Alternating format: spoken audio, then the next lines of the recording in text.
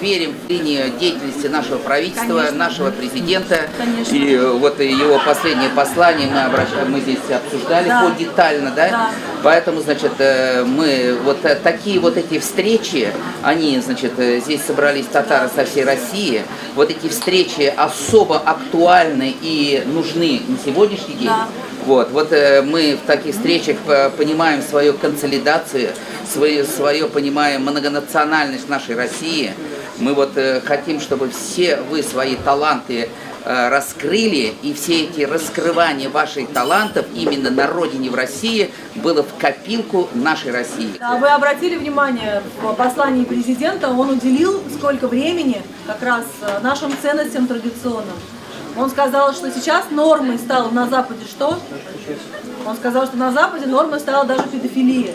Представляете, это вообще даже было трудно представить себе, услышать с такой высокой трибуны. Если бы это не было правдой, да, то мы подумали, что все это непонятно откуда взято. Но это действительно есть, и я в своей работе уделяю большое внимание как раз пропаганде правильных ценностей. Все идет из семьи. Но, к сожалению, на наших детей идет очень большое влияние извне. Они общаются со своими сверстниками, они ходят в школу, они смотрят сериалы вообще ужасные, они смотрят весь контент, социальные сети. Поэтому нам нужно вот этот наш мир сберечь. И, конечно, вы, молодежь, являетесь основой, опорой нашего мира. И в том числе президент рассчитывает прежде всего на вас. Поэтому самое главное нам сейчас это победить. Нам победить сейчас в СВО, но не менее важна победа на духовном фронте. Поэтому каждый понимает, что мы каждый это одна единица боевая на духовном фронте, потому что мы эту информацию транслируем окружающим. И так приятно находиться, на самом деле, семейная атмосфера, как будто зашла в гости в большую-большую семью. И большое спасибо Рустему за то, что он объединяет. Я вот даже вообще просто в полном восторге от вас. Это сила. И я уверена в том, что каждый из вас также приглашает своих, скажем так, и чтобы нас было больше, потому что только вместе мы сила.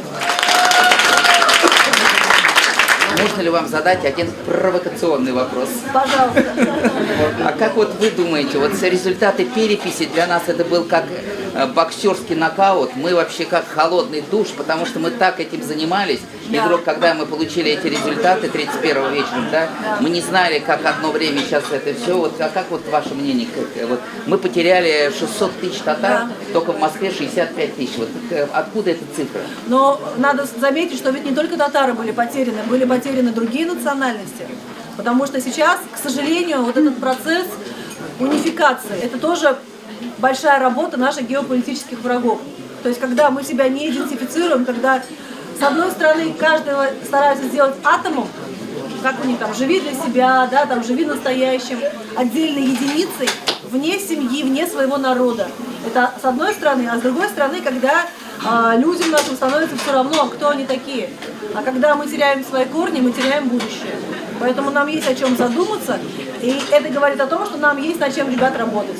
И поэтому это тоже в том числе будет ваше дело, чтобы следующая перепись показала, что у нас есть результаты. Вот они будут ее проводить через 10 лет.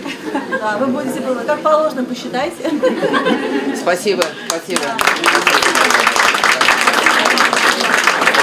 Да, берегите друг друга, берегите любовь, потому что на ней все строится к своим ближним, к семье, к своим друзьям, к своему народу, к своей земле. Это то, ради чего мы живем, и то, ради чего, если придется, мы умрем. Но будем надеяться на хорошее, что все, победа за нами, потому что наше дело правое. И мы победим обязательно. Я знаю. Спасибо.